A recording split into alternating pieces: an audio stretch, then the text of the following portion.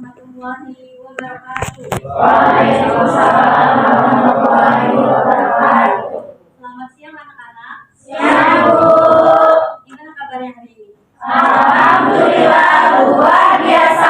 Allahu Akbar. Alhamdulillah. Alhamdulillahirabbil alamin. Assalatu wassalamu ala asyrofil anbiya'i wal mursalin wa ala alihi washabihi ajmain.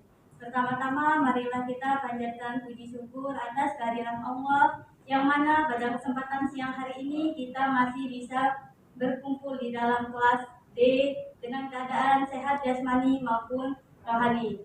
Tak lupa salawat serta salam marilah kita sanjung agungkan kepada baginda besar kita, Nabi agung kita, Nabi Muhammad Sallallahu alaihi wasallam. yang mana syafaatnya kita nanti-nantikan di yaumul kelak. Amin ya rabbal alamin. Baik, untuk memulai pembelajaran pada siang hari ini, lebih baik kita membuka dengan mengucapkan lafaz basmalah. Bismillahirrahmanirrahim. Untuk ketua kelasnya silakan dipimpin doa di dalam hati. Baiklah, sebelum melakukan pembelajaran, alangkah baiknya kita berdoa agar pembelajaran bisa berjalan dengan baik. Maka dari itu berdoa dimulai. Berdoa selesai. Baik, Ibu akan mengabsen ya. Untuk kelas D ini yang tidak hadir siapa? Boleh, Bu. Boleh. Kenapa? Baik anak-anak, pada minggu kemarin kita sudah membahas tentang materi kunci kerukunan. Dan pada hari ini kita akan membahas tentang tobat, taat, istiqomah, dan ikhlas. Ada yang tahu apa artinya tobat menurut bahasa?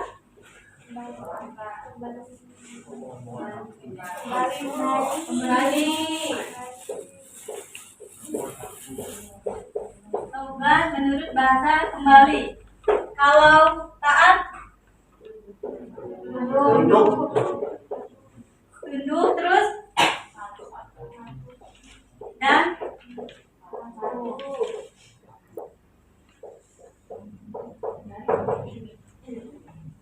Istiqomah.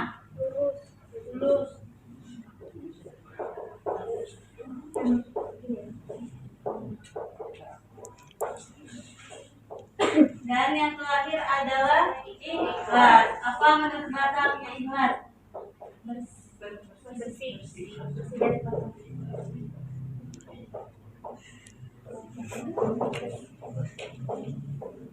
Jadi tujuan kita mempelajari materi tobat, taat, istiqomah, dan ikhlas adalah supaya kita dapat mengetahui apa pengertian dari tobat, taat, istiqomah, dan ikhlas, apa contohnya, apa dampaknya, dan perilakunya.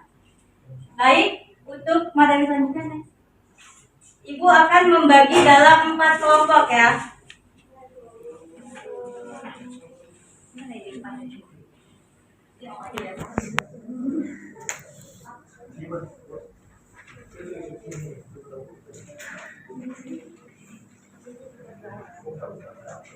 Silakan kalian perhatikan gambar. Untuk kelompok 1 adalah sebelah sini, kelompok 1 gambar yang ini. Kelompok 2 di belakangnya yang ini, kelompok 3 yang ini, dan kelompok 4 yang belakang gambar ini. Silakan kalian perhatikan, amati, dan nanti Ibu minta salah satu menjelaskan apa maksud gambar di situ.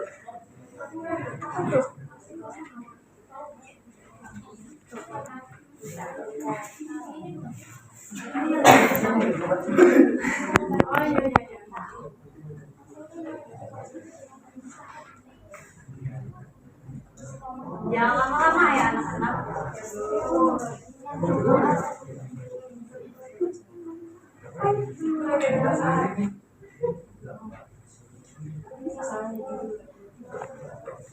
Sudah? Baik. Ibu mulai dari kelompok 4 terlebih dahulu. Silakan dijelaskan apa maksud dari gambar keempat tersebut. Yang terakhir ya, Bu? Ya, ini. Baik, saya perwakilan dari kelompok 4. Ini bisa jadi gambar ini orang bertaubat ya, Bu. karena dia meminta ampun kepada Allah Subhanahu Wa Taala, tapi juga diiringi dengan istiqomah secara terus-menerus agar permohonan maaf atau ampunan dan kepada Allah itu diampuni gitu Bu. Seperti itu Bu. Ya benar sekali, pada gambar 4 ini dia sedang bertobat sekaligus istiqomah. Karena kalau kita istiqomah, kita harus niat membanyak zikir dan membanyak Al-Quran, membaca Al-Quran. Nah, selanjutnya Ibu minta untuk kelompok 1, silakan. Gambarnya, apa maksud dari gambar tersebut? Assalamualaikum warahmatullahi wabarakatuh. Waalaikumsalam warahmatullahi wabarakatuh. Saya akan menjelaskan bahwasanya gambar satu itu adalah taat peraturan. Ya. Taat dalam Islam adalah patuh terhadap segala yang diperintahkan oleh Ini bisa baca di HP ya? Bacaan ini dia kenapa? dia. Gambar tadi itu kenapa? Kenapa dia ada polisi, ada pengendara ini? Dia kena dia tidak patuh terhadap perintah kita. Ya. Jadi pada gambar 1 itu bahwasannya pengemudi ini tidak mengikuti aturan lalu lintas. Dia menerobos lampu merah di saat ada polisi. Jadi kena tilang. Selanjutnya untuk kelompok 2. Kelompok 2 udah belum? Silakan kelompok 3. Apa maksud dari gambar 3? Yang kedua. Ini Bu, yang gambar nomor 2 ini mengarahkan tentang ikhlas Bu, karena di foto ini ada proyek berlombok, berarti ini kan kelompok sedang ada bencana, jadi mereka memberikannya dengan ikhlas gitu. Ya. Jadi segala sesuatu itu harus ikhlas. Ya benar sekali. Jadi jika kita ingin memberi sedekah itu kita harus ikhlas. Selanjutnya untuk kelompok 3. Ya, jadi kita berdoa sebenarnya orang yang berdoa karena takut. Nah, bisa disambungin dengan orang yang istiqomah. Jadi kalau kita berdoa itu harus istiqomah biar doa kita itu cepat dikabulin oleh Allah.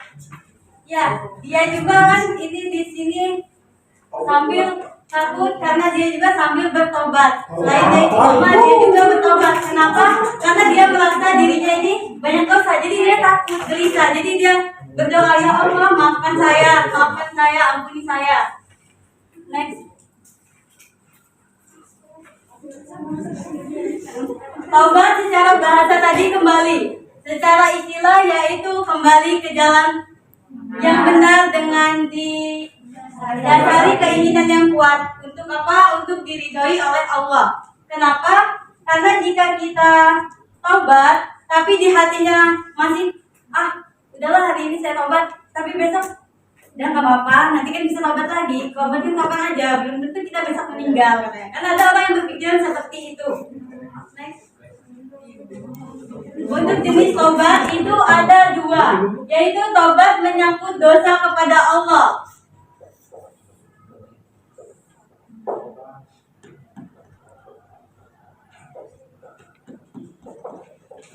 Dan yang kedua itu ada tobat menyangkut kepada diri kita atau diri sendiri dan kepada orang lain.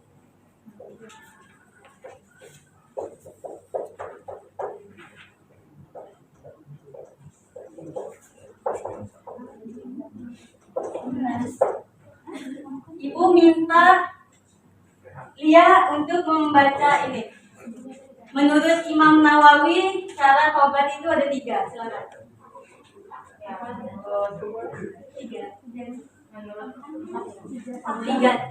Menurut Imam Nawawi menyebutkan ada 3 syarat. 4. Yang 4.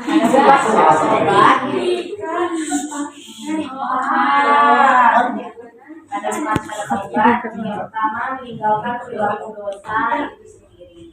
3. Yang kedua, menyesali perbuatan maksiat yang telah dilakukan. Yang ketiga, berniat tidak melakukannya lagi selamanya. Ini yang sebelumnya.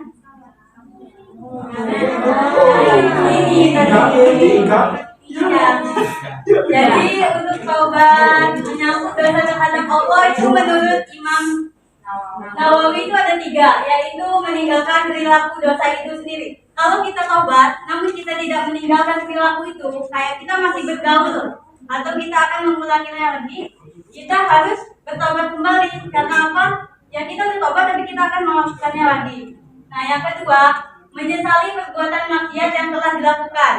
Kita bermaksiat nih misal, terus kita menyesal dan kita bertobat. Tapi kalau kita nggak apa-apa deh, kan ini zina kecil bukan zina besar gitu, itu kan sama aja kita tidak menyesali perbuatan maksiat tersebut. Dan yang ketiga, berniat tidak melakukannya lagi selamanya. Jadi kalau kita benar-benar sudah tobat, dalam hatinya sudah niat, berarti kita jelas tidak akan melakukannya lagi. Next. Yang kedua ada tobat menyangkut dosa terhadap sesama manusia. Silakan dibaca. Ready. Udah ready. Ada. Tadi dia udah baca. Membacakan kelompoknya. Tobat menyangkut dosa terhadap sesama manusia.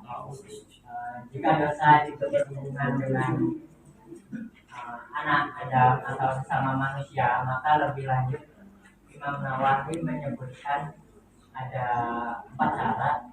Yang pertama, meninggalkan perilaku dosa itu sendiri. Kedua, menyesal perbuatan maksiat yang telah dilakukan. Ketiga, berniat tidak melakukan lagi selamanya. Yang terakhir, membebaskan diri dari hak manusia yang dizalimi. Jadi apabila kita menyangkut harta dengan kita tobat menyangkut dosa terhadap sesama manusia. Ini tadi poin ketiga ini sama kayak tobat menyangkut kepada Allah, hanya dibedakan untuk keempat membebaskan diri dari hak manusia yang dizalimi dengan cara sebagai berikut. Nah, apabila menyangkut harta dengan cara mengembalikan harta nyangkut. Menyangkut dengan material seperti memfitnah. Pasti ya kita ini nggak mungkin setiap orang nggak memfitnah. Kita aja kadang saujon misalnya, ini padahal kita kayak udah berburuk sangka, padahal belum tentu orang yang kita omongin seperti itu. Nah, ujungnya menggibah, ini pasti kaum Hawa. Hobi, ini udah pasti. Kita walaupun kita udah minta maaf udah ini, tetap aja ada kerumunan dikit, pasti kita nggak bertobat, kita bisa saja kembali jalan sesat. Misalnya Ahmad bin Zaman mabuk-mabukan. Fahmi udah bertobat, namun Fahmi belum ada niat dan belum kembali ke jalan yang benar. Pasti Fahmi akan menyeleweng atau menyempeng ke Ahmad lagi, mengikuti Ahmad untuk mabuk-mabukan. Dan yang ketiga, memperoleh simpati masyarakat lagi. Misalnya kita banyak kesalahan ya, seperti maling udah di penjara, kita kan pasti masyarakat memandang buruk, oh ini tukang maling loh, udahlah jauhin aja. Tapi kalau kita udah bertobat, kita sudah dihukum sesuai apa yang berlaku, maka masyarakat pasti oh ya udahlah kita nggak apa-apa loh, namanya itu masa lalu, karena setiap orang mempunyai masa lalu yang berbeda-beda. Nah untuk orang lain termasuk keluarga, lambat tahun kayak keluarga tadi kan misalkan di penjara, otomatis keluarga pasti malu kan, kena omongan ini keluarganya buruk, istrinya, anaknya terpukul di sekolah diledekin. Nah otomatis kalau kita udah bertobat tidak mengulanginya lagi, keluarga kita juga akan kembali seperti semula. Terus hilangnya kecemasan keluarga dan masyarakat. Ya kenapa? Kalau keluarga kita ditahan, pasti keluarga cemas, khawatir, kayak di situ disiksa nggak ya, digebukin nggak sama polisi ya, kasih makan apa? Berarti keluarga khawatir dan cemas. Jadi kalau kita udah bertobat, jadi dampak untuk keluarganya itu akan baik juga. Next. Perilaku membiasakan diri bertobat. Antara lain, silakan dibaca. Rizka, silakan dibaca. Perilaku membiasakan diri bertobat. Perilaku membiasakan diri bertobat antara lain menentukan berikut. 1. Tidak memandang remeh terhadap perbuatan dosa sekecil apapun. 2. Berusaha menutup perbuatan dosanya dengan perbuatan baik sesuai dengan kemampuan yang dimiliki. 3. Merasa tidak senang apabila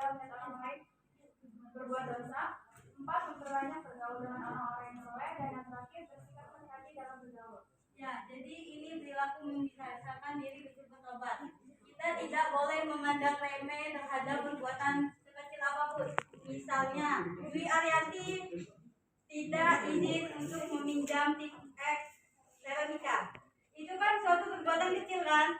Suatu perbuatan kecil, tapi dia meremehkan. Karena udahlah cuma penghapus loh, penghapus itu 500, pasti dia bisa beli lagi. Itu sama aja kita, Dwi Aryati itu meremehkan Veronica. Terus yang kedua, berusaha menutup perbuatan dosa dengan perbuatan baik sesuai kemampuannya. Nah, kita udah melakukan dosa, namun kita selalu melakukan kebaikan. Otomatis dosa kita itu akan ditutupi dengan kebaikan yang akan kita lakukan selanjutnya. Yang ketiga, merasa tidak senang apabila melihat orang lain berbuat dosa. Nih, misalnya Rapid ini maling. Maling kan, otomatis Doni sebagai sahabatnya kan nggak seneng. Kenapa sih Rapid ini maling segala katanya? Kenapa sih jangan ini katanya? Itu termasuk dia tuh termasuk yang ketiga dari perilaku membiasakan diri untuk bertobat. Nah, yang keempat, memperbanyak bergaul dengan orang-orang yang soleh atau soleha. Jadi kita dalam bergaul itu harus benar-benar memilih teman.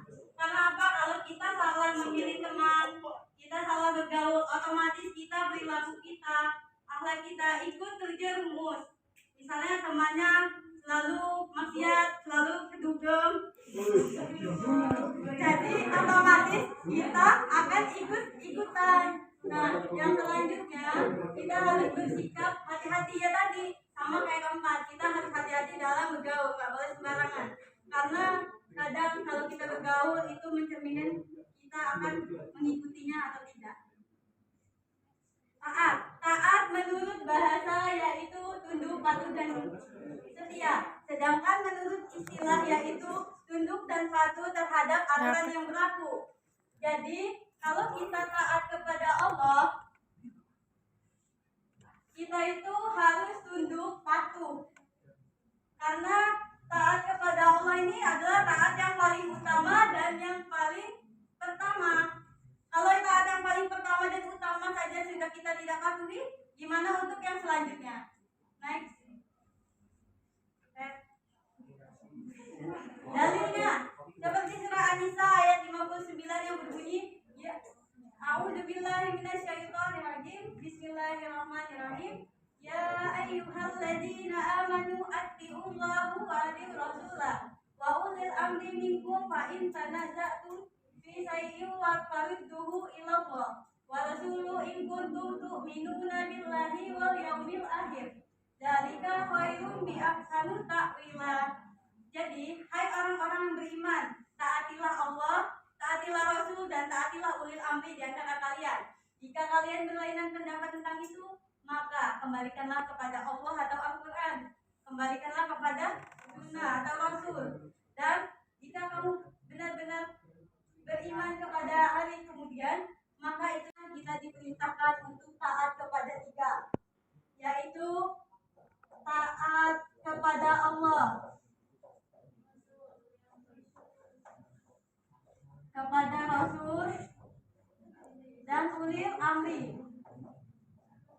Jadi taat kepada Allah ini yang pertama dan paling utama. Baru kita taat kepada Rasul dan taat kepada ulil amri. Ada yang tahu apa itu ulil amri? Pemimpin. Ya, tapi di sini tidak semua pemimpin itu adalah ulil amri. Selanjutnya.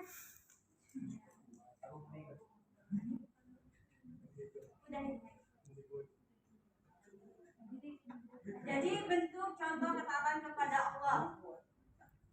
Ini kalian bisa baca ya. Next, selanjutnya. Jadi dampak positif ketaatan kepada Allah dan Rasul. Kita memperoleh kepuasan batin karena Allah telah mampu melaksanakan salah satu kewajibannya kepada Allah dan Rasul. Dan yang kedua, memperoleh ridho Allah karena telah mampu menaati perintahnya. Dan yang ketiga, memperoleh kemenangan yang besar baik di dunia maupun di akhirat. Jadi itu adalah dampak positif dari ketaatan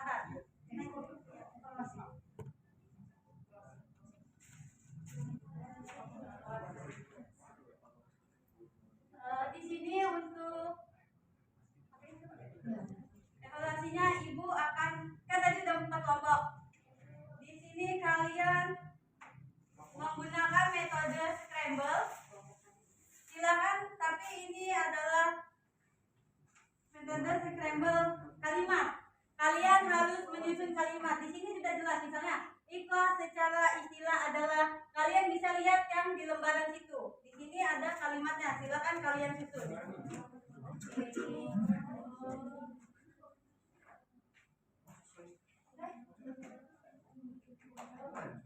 Iya.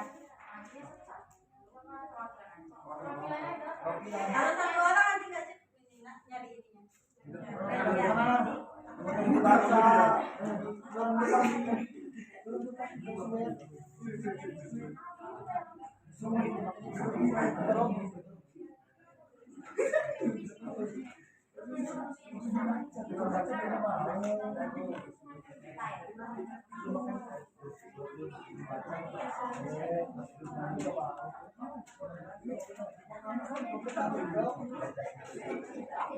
Silakan, satu perwakilan ngambil ini.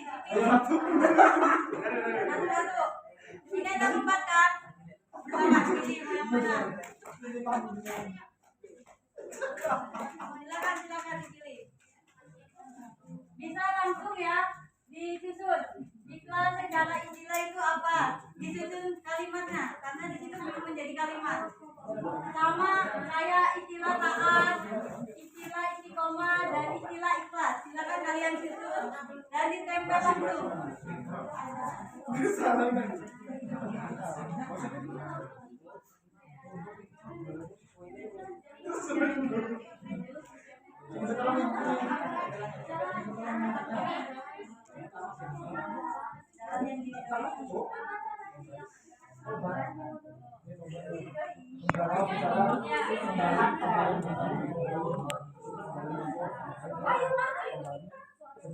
Itu cepet-cepetan ya? Iya. Kalau yang selesai duluan nanti itu kasih ribet.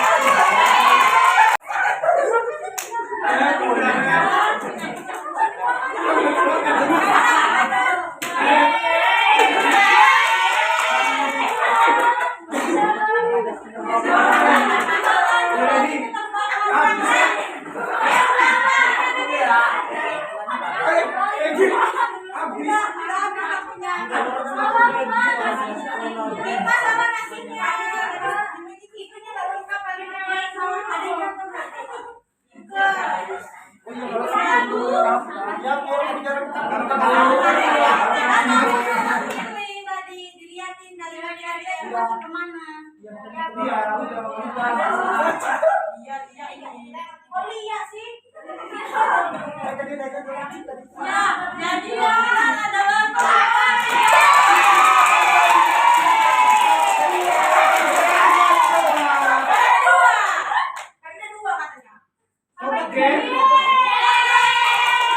jangan sama kelompok 2.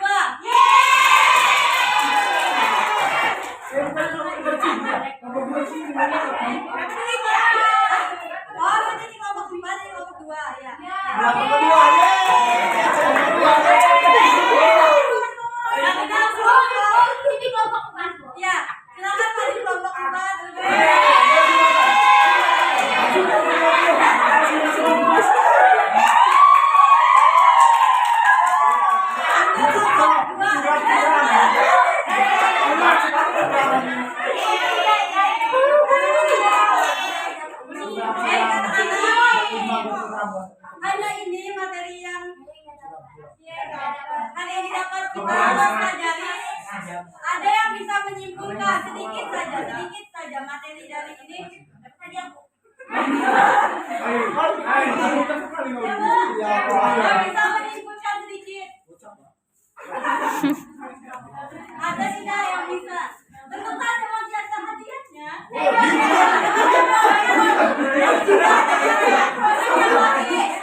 Bukan lagi, silakan.